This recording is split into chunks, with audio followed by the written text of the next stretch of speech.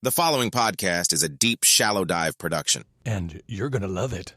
Okay, let's go. Happy Wednesday, everybody. Hey, apologize for getting this out a little bit later.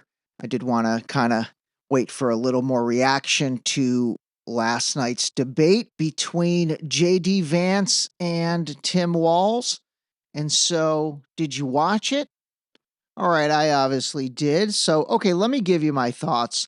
You know, first and foremost, and this definitely is first and foremost, I genuinely appreciated the level of decorum between the two VPs. I really did. I thought it was actually, honestly, like I didn't mind watching it. I really didn't. You know, I think there were times where they agreed with each other. There were times where, you know, whether they were fake or not, but there genuinely seemed to be, I don't know if I want to use the word respect, but they weren't assholes. Let's put it that way. They weren't assholes to each other. I mean, fundamentally, it came down to that. I thought, you know, I really do applaud both of them. And again, you know, the take I'm going to give you guys is a nuanced 30,000 foot take. You know, obviously I don't know if I'd say I've been critical of JD Vance. It's more that just, you know, like I said, I thought his ascent has been, you know, somewhat premeditated by certain individuals. But I will say last night, and I'll just start with this. He absolutely won that debate. He did. And honestly, I was very impressed with him. I really was. I thought he was absolutely a statesman. I thought he answered the question clearly and for the most part directly. I mean, again, there's certain things he dances around, and we'll chat on a few of those. But overall, I thought he kept his composure. I thought he was calm. I mean, he definitely, dude was legit. He absolutely was legit. And for a 40-year-old guy, actually, how old is he? Yeah, he's 40 years old. I thought he did really well. And honestly, I think that he won a lot of, I don't know if he won votes last night for Trump Vance, but I will say he put himself on the map with the American people. And, you know, that really started right at the beginning. He basically came out in the first question, and instead of answering the question directly, he took a minute to basically introduce himself to America. It was pretty funny. I mean, but it was effective. And throughout the entire night, again, like I said, I thought the guy, he just came off well. He did. And again, if you are a Democrat, Harris Walz supporter, and you're shaking your head right now, and you're like, oh, no, he didn't. You're wrong. You're just wrong. And again, this is cognitive dissonance at its finest. And that happened last night too, because holy mackerel. I mean, if you read any analysis from, you know, any, I guess, news outlet that leans left. So let's say MSNBC, CNBC, CNN, you know, pretty much everybody on that most people have heard of. And then you look at Fox, the New York Post, Newsmax, you know, those places. They're all going to be super critical of everything Walz did. They're going to say Vance was a hero. And again, the aforementioned ones, the MSNBCs of the world, they are going to basically be super ridiculously critical, like times 1,000 of JD Vance, and then they'll figure out a way to make Walz look like he won. And that's exactly what I did. I'll tell you, the most painful part last night for me was I forced myself to watch the post-debate analysis, and I watched it on MSNBC with Rachel Maddow, Joy Reid, and the rest of that clown show. Man, that's kind of a war crime, making yourself watch that. It was so bad. They're so cringe. They're so terrible. They really are terrible. Now, again, I'm sure if I watched the Fox analysis, it would have been equally as terrible.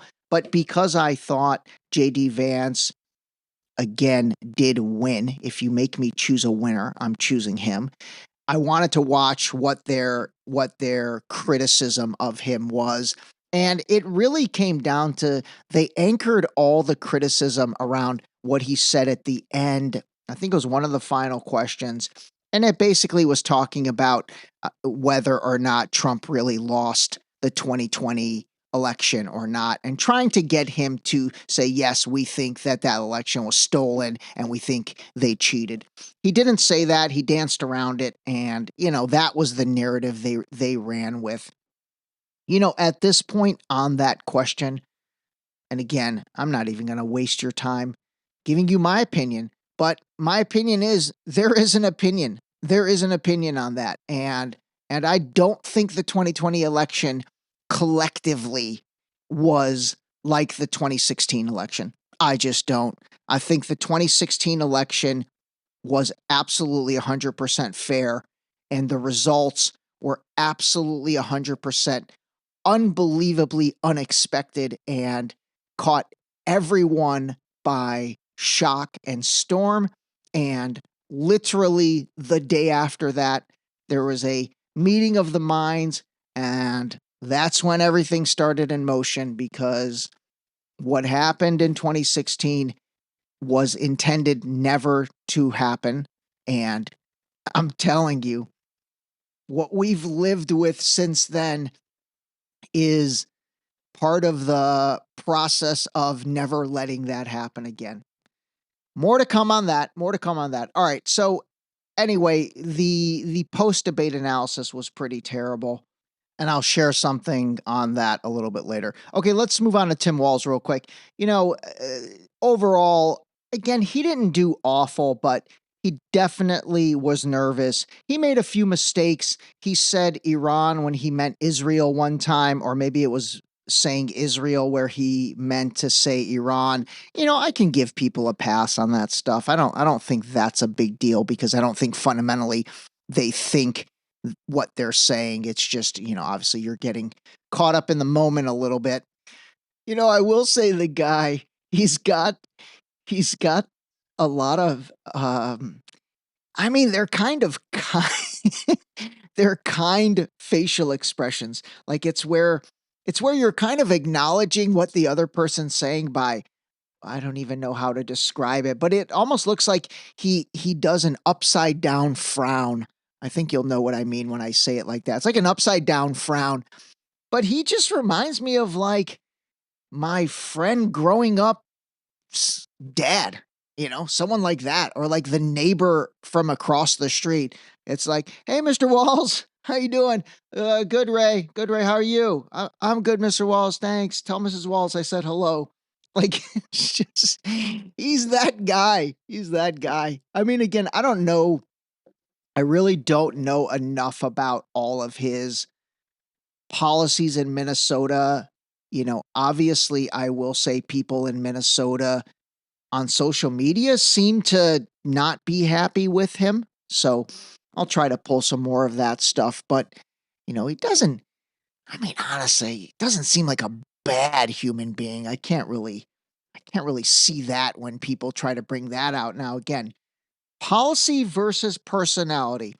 Totally want to kind of try to always remain, I guess, focused on that policy versus personality, because really a lot of times, even if you think about it, the first 9 minutes of what I've talked about really has been personality versus policy, kind of how they came off, their demeanors, all that stuff.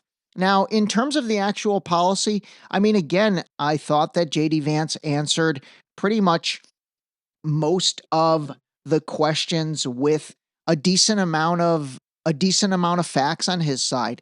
And again, he brought everything back to, he really hit on the, hey, Kamala, you've been in the vice president seat for 3 years now. Why haven't you done any of this stuff? You were given this job by the American people, and now you are basically campaigning to to do things that you should have been doing this past 3 years. That's a powerful argument. And I think they should be hammering that home. He did a good job of talking about that. Obviously, the border was a big issue. They talked about, abortion, really all the things that previously got talked about in the presidential debate. So overall, again, my overall take was it was refreshing from a respect / decorum standpoint. And then, like I said, I do think JD Vance won. I will tell you the one thing JD Vance did, which, honestly surprised me. And again, like I said, it's not that I've been critical of JD Vance. I really haven't been critical of any of his policies. I've been critical, like I said, of kind of him even being in that position. But I will say after last night, I understand a lot better why entities would want him in that position. He was good. He was good. He really was. He was good. And besides Vivek, in terms of representation of Republicans, he definitely, in my opinion, has been the best. So I think the future of the party for sure is in those two guys' hands. And I hope they do not let Nikki Haley get into that mix, but she is weaseling her way in there. It definitely seems. Oh, what I was going to say about JD Vance, which actually surprised me, was when the question came out about, the attack from Iran on Israel, and then what's your level of support? He really wasn't as hawkish on, oh, yes, we're going to support Israel no matter what. And, basically like the unequivocal support that the entire Republican Party gives them. I was actually surprised. It was kind of like a let Israel fight their own battle type answer, which, like I said, was very surprising. And he definitely was criticized a little bit by entities like the New York Post for really saying that. Actually, here, let me play what he said. Now, to answer this particular question, we have to remember that as much as Governor Walz just accused Donald Trump of being an agent of chaos, Donald Trump actually delivered stability in the world, and he did it by establishing effective deterrence. People were afraid of stepping out of line. Iran, which launched this attack, has received over $100 billion in unfrozen assets thanks to the Kamala Harris administration. What do they use that money for? They use it to buy weapons that they're now launching against our allies, and God forbid, potentially launching against the United States as well. Donald Trump recognized that for people to fear the United States, you needed peace through strength. They needed to recognize that if they got out of line, the United States global leadership would put stability and peace back in the world. Now, you asked about a preemptive strike, Margaret, and I want to answer the question. Look, it is up to Israel what they think they need to do to keep their country safe, and we should support our allies wherever they are when they're fighting the bad guys. I think that's the right approach to take with the Israel question. All right, you know what's funny? I didn't even mean to play that whole thing, but as soon as I started listening to it, I was like, wow, okay, let's play the whole thing. I literally just wanted to play the last 10 seconds. Now, you asked about a preemptive strike, Margaret, and I want to answer the question. Look, it is up to Israel what they think they need to do to keep their country safe, and we should support our allies wherever they are when they're fighting the bad guys. I think that's the right approach to take with the Israel question. So really, for him to say, hey, it's up to Israel to decide, what they should do, they're big boys, they should put on their big boy pants and stop relying on us for everything. That's a little ad-libbing right there by Ray D. But I was surprised. I was surprised that he said it like that, because literally every Republican says it, much, much stronger than that. And by the way, there's an entire episode that's going to talk about that, and it all comes down to evangelical Christians. Isn't that funny? And why does it come down to evangelical Christians? Well, because evangelical Christians believe in the Bible. Well, why do they believe in the Bible? No, I'm just kidding. I was about to drop the 5 whys on you guys, but I am going to start using that tool. It's really good. Anyway, a little bit surprised at JD's, I guess, lack of real tremendous support on that question for Israel. And then the one thing I will say is, again, say what you will about Donald Trump and say what you will about everything, but, the bottom line comes to this. we didn't have any wars from 2016 to 2020. Now, obviously, 2019 to 2020 was COVID, or 2020 started COVID, but we did not have any wars. And again, I mean, those that hate Trump are not going to like hearing this, but other countries, they are scared of him a little bit. And whether they're scared of him, I mean, I don't know if that's the right term, but the bottom line is the dude does command respect from other countries much more than Biden has. And, the simple answer is, okay, we were in no wars during Trump. And by the way, not only were we in no wars during Trump, but we've been in wars since George W. Bush. So think about it. Bush, we were in wars. Obama, we were in wars. Obama again, we were in wars. Trump, we were not in wars. Biden, we're in wars. So he is the only president over the past 20 years that's not engaged us in an active war, in a new active war, I should say. Obviously, we were in Afghanistan during the Trump era, and again, that's an L on his record. He should have accomplished that prior to leaving office for sure. Just like he should have pardoned Julian Assange. He should have maybe pardoned Edward Snowden. There were things that Trump should have done that he didn't do, that he takes L's for. But fundamentally, when it comes to that question, I mean, it's just the facts. Now, the more complicated answer, and the one that personally I believe, is not that Biden has or is or was weak, and that's why we're in these two wars. I think we're in these two wars because, well, again, more to come on that, but because we need chaos, and not we, they need chaos and disruption, and that's why we're in these two wars, not necessarily due to, countries thinking Biden is weak and so they're trying to take advantage. I think there's more premeditated stuff that goes into that. All right, I did want to play this part. So Walz's biggest probably failure last night was when he got pressed on there's some controversy because he said he was in Hong Kong during Tiananmen Square situation, during that Tiananmen Square uprising, and some random paper in, I think, Minneapolis basically unearthed that he was lying about that. And he really hasn't come clean about that. And they did bring it up last night, and this was his response. Governor Walz, you said you were in Hong Kong during the deadly Tiananmen Square protests in the spring of 1989.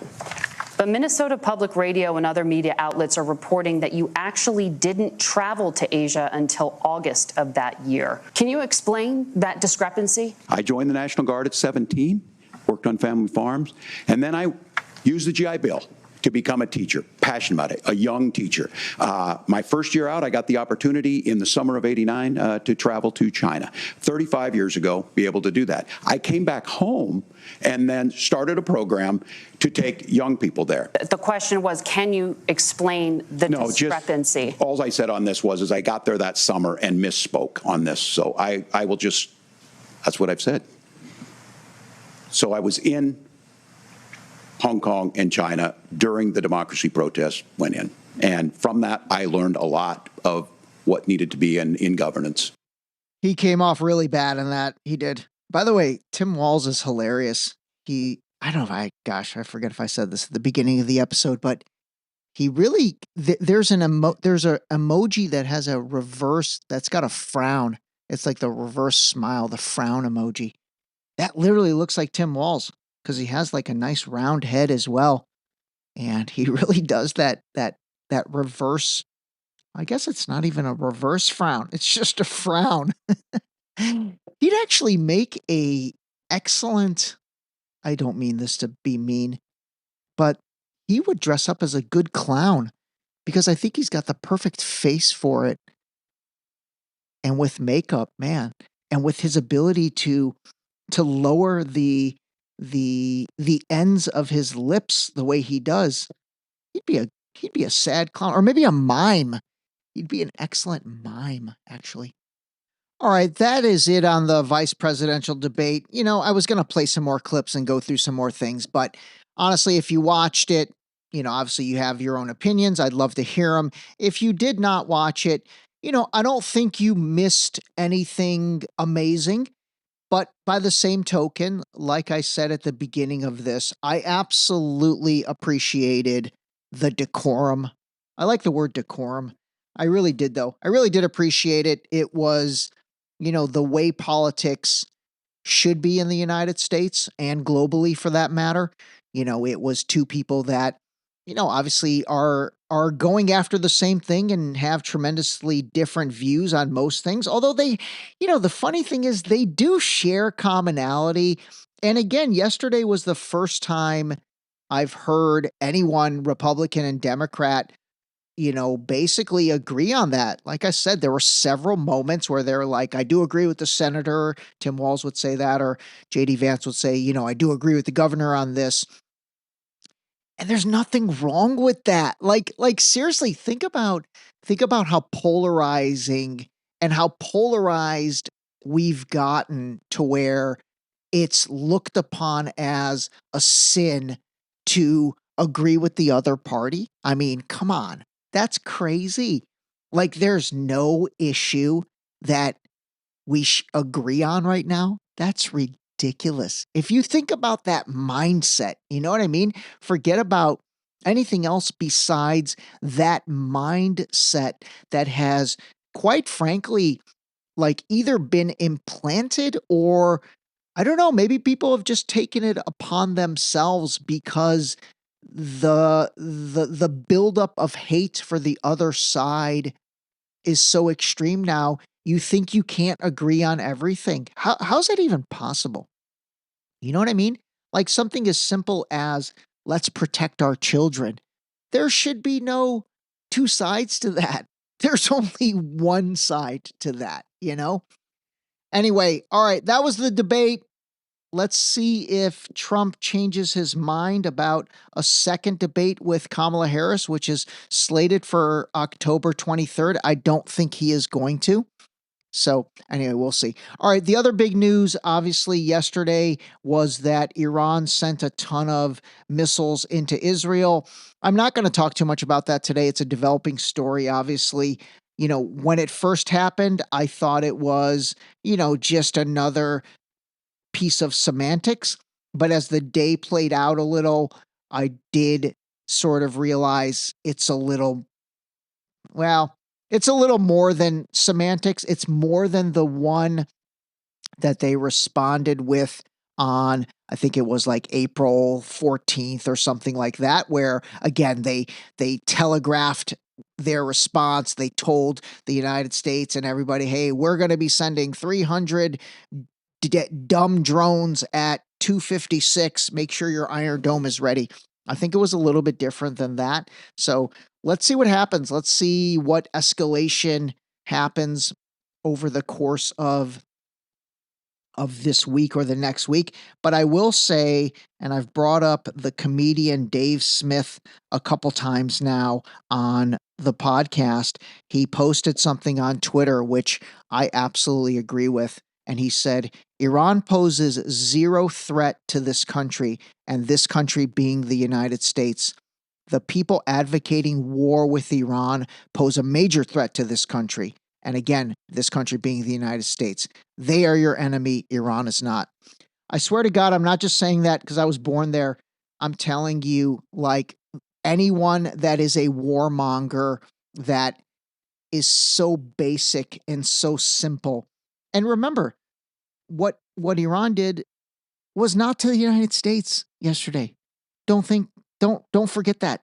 They didn't fire 200 missiles into the United States, okay? Yes, they fired them into Israel. Israel's a whole different country. I mean, are we their babysitter? Are we their big brother? I mean, we are, but should we be? That's the question you kind of have to ask yourself.